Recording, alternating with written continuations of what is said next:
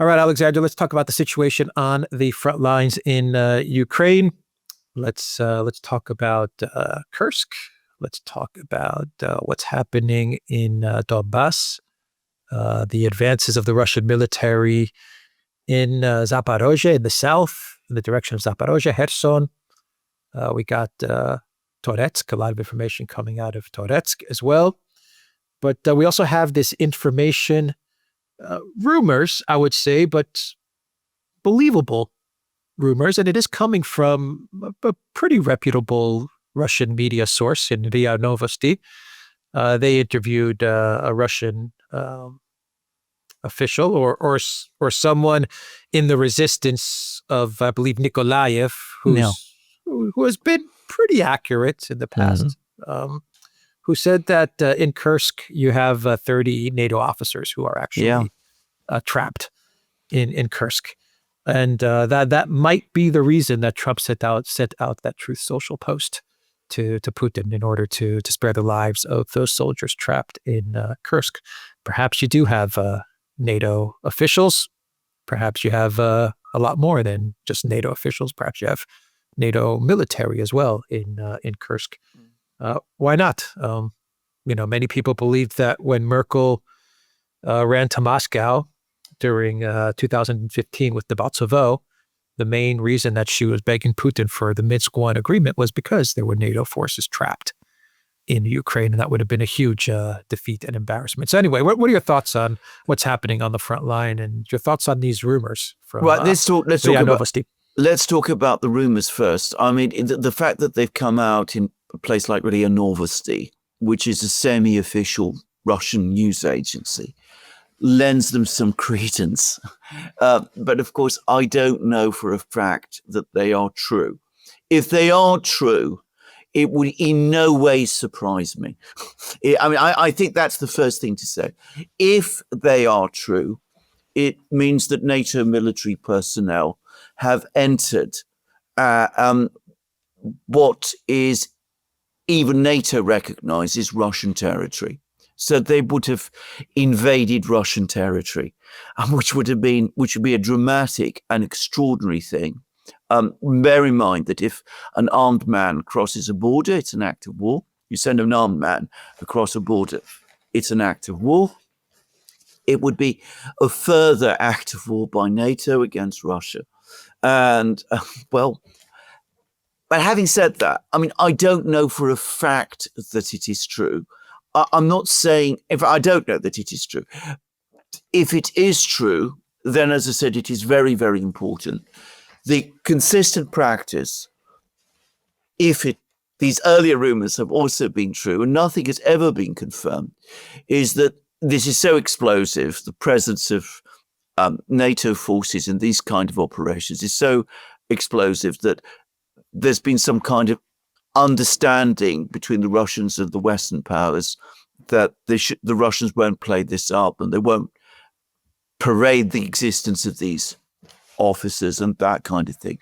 That's even more likely to happen this time, because of course the Russians know perfectly well that if they capture Western officers and show that they were in Kursk, it would probably destroy whatever prospect there is for negotiations. So we may never find out the full truth about this. Well, it's interesting that these rumors exist, and the other reason why I think there may be truth to these rumors is that I've come to the very, very clear view that the West was heavily involved in every aspect of the Kursk operation, right down to its planning, to its execution, to the spotting of Russian targets inside Kursk for the Western militaries to strike at. So, I don't know. I can't say that I know, but if it's true, it doesn't surprise me. So that's what I'm going to say about those rumors. About the overall military situation, the Russians over the last 3 weeks have won the single most clear-cut, most decisive battle that they have fought in the entire period of the special military operation. This was a very significant Ukrainian force that was inserted into Kursk region. It occupied Russian territory.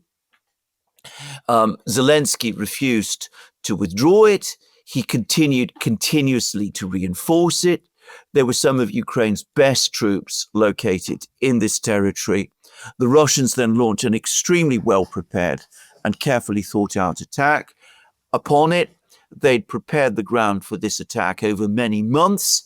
Any stories, by the way, that this was somehow an agreed withdrawal negotiated between Putin and Trump is absolute nonsense. Anybody who can see how this attack was prepared can see that the planning for it must have gone back at least to December. Just saying. They won a clear-cut victory. It's likely, very likely, that there are Ukrainian troops trapped in Kursk, not probably just in one place, but in several places. And the interesting thing, again, is that Ukrainian defenses were not just disorganized, but they collapsed almost immediately. And that suggests to me that the Ukrainian military as a whole, because remember, these are some of the best troops Ukraine had, that the Ukrainian military as a whole has now been so weakened by 3 years of attrition that it is in a much more fragile position than some people in the West imagine.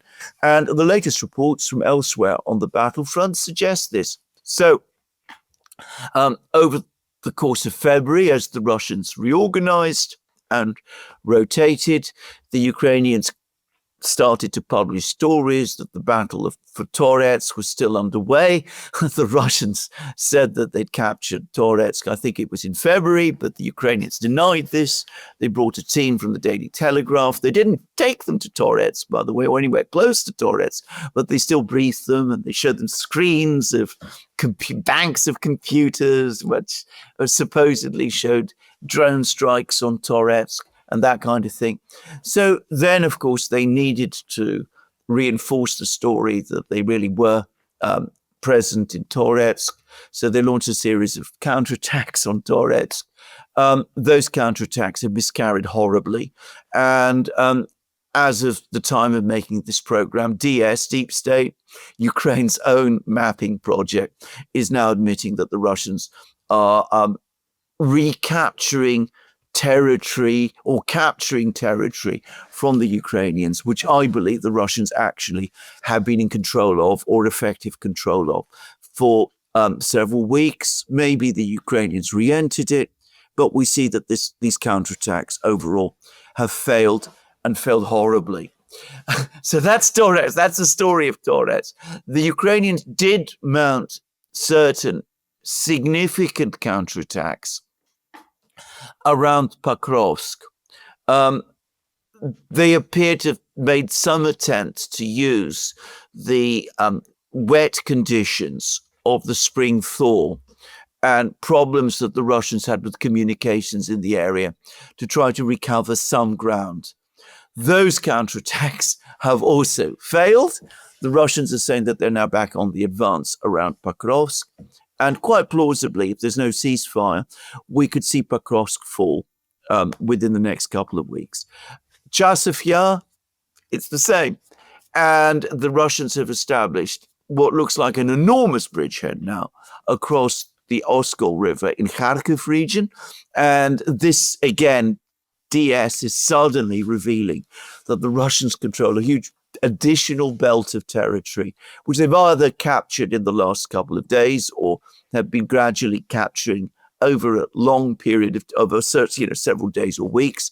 But anyway, the point is that the Russians now look poised to launch a major offensive in Kharkiv region as well. So the picture right across the front lines is of Ukrainian defenses becoming increasingly ragged. The Ukrainians trying to put on a show over the last few weeks that not only have stabilized the situation, but have somehow gone on the attack in several places only to have everything fall apart on them. Budanov, the intelligence chief, said a couple of weeks ago to a closed meeting of the Ukrainian parliament that unless there's a peace of some kind by the summer, Ukraine will collapse. And the events of the last couple of weeks suggest that that is absolutely true. Why would Russia agree to a ceasefire if they're so close to capturing Pokrovsk and Chasiv Yar and Donetsk? I mean, we did a lot of videos on Pokrovsk, for example, that it was a key logistics hub, key for Ukraine. And if Pokrovsk is captured, then pretty much everything begins to unravel in Donbass. Why would they agree to stop all of these advances when they're so close to having the Ukraine military crumble along the entire Donbass front line? No less a person than Putin asked that very question in his press conference with Lukashenko. If you actually go through what he said, I mean, he doesn't quite pose it in that way because he's clearly very anxious to maintain his relationship with Trump. But he basically said this. He said, if I was Ukraine, I would absolutely want a ceasefire this time because my situation is becoming increasingly desperate. Whereas on our part, we're advancing right across the front lines. So a ceasefire works to Ukraine's advantage, but not to ours. That is what Putin said. Now, why are the Russians talking about a ceasefire? Well, he basically answered that question in a further meeting he had with his Security Council on the day after, which is that they do want to improve relations with the Americans. As we've discussed many times in programs after program, they want some kind of understanding with the Americans so as that they can have security on their western borders. I mean, the Russians talk about this all the time. It's strange that people don't see this. Putin talks about this all the time. So this is why the Russians are prepared to talk and discuss all of these things.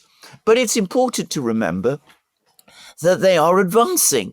And this idea that some people in the United States are promoting, people like Mike Waltz and even Wyckoff from time to time, that this is a stalemate situation, that this is trench warfare like the First World War, that if the war goes on, it will go on forever and all of that. This is absolutely not the reality of the situation that we actually have.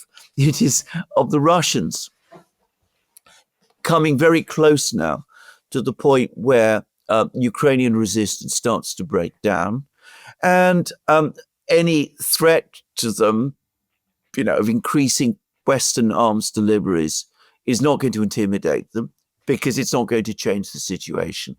And any attempt to impose sanctions on them isn't going to intimidate them either because we've talked about this before, they've managed to get through the sanctions that have been imposed in the past, and any new sanctions will cause further major economic problems for the West, as even the Financial Times and The Guardian are now admitting.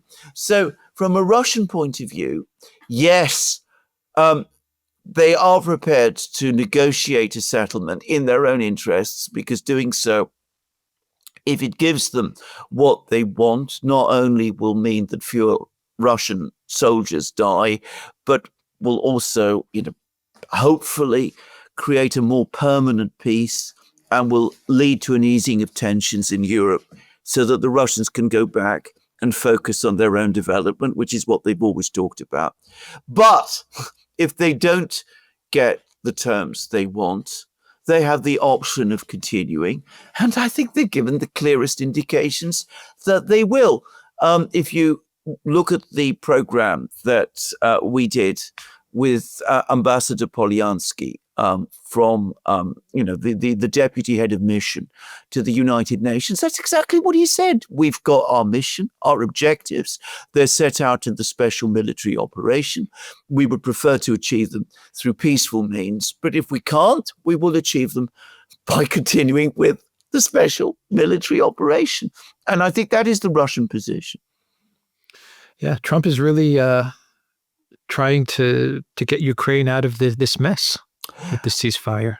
You know, it's interesting what you say, because what he's actually said, and he said this on Truth Social, is a very, very interesting post that he published, which, interestingly enough, didn't refer to Ukraine at all.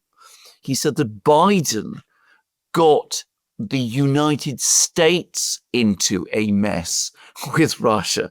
He's not, I mean, I'm not saying that he doesn't care about Ukraine at all, but I think he understands at some level that the United States is looking at a potential military defeat here. Exactly. And I think this is one of the reasons why he's pushing for a peace agreement with the Russians so urgently. He's got all sorts of other very good reasons for wanting a peace agreement. He's got a massively ambitious domestic program. He wants to focus on that. He doesn't want problems around the world. He doesn't want to expend more resources, more US resources on what is basically a black hole, which is Ukraine. But ultimately, I think he senses, perhaps he's even been briefed about it, that Ukraine is going down, and he doesn't want the US to go down with it. Yeah, because it's the US's proxy war with exactly. Russia. So it would be a US defeat.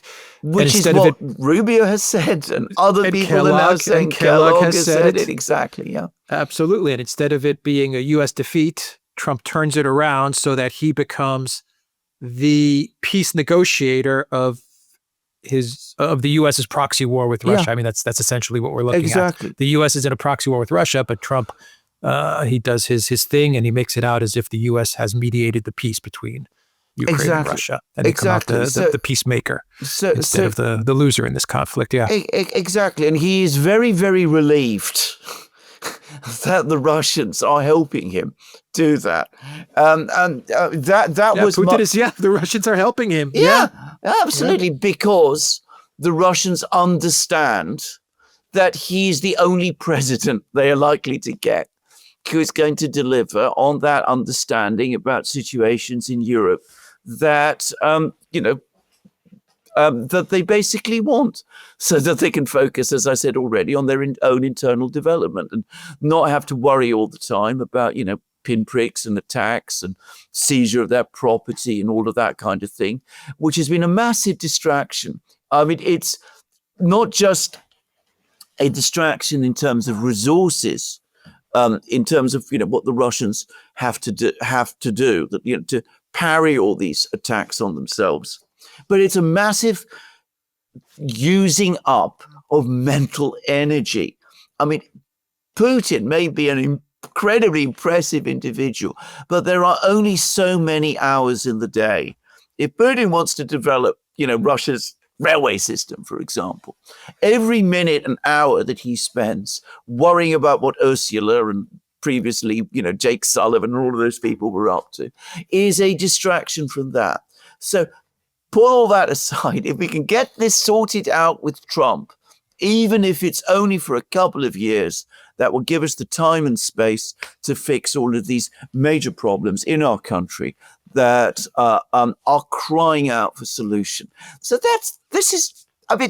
again, I am not speculating or guessing about this. The Russians themselves say this, and never more forcefully than Putin himself in a speech that he gave to the foreign ministry back in September 2021.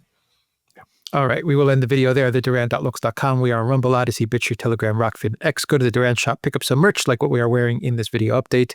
You will find a link in the description box down below. Take care.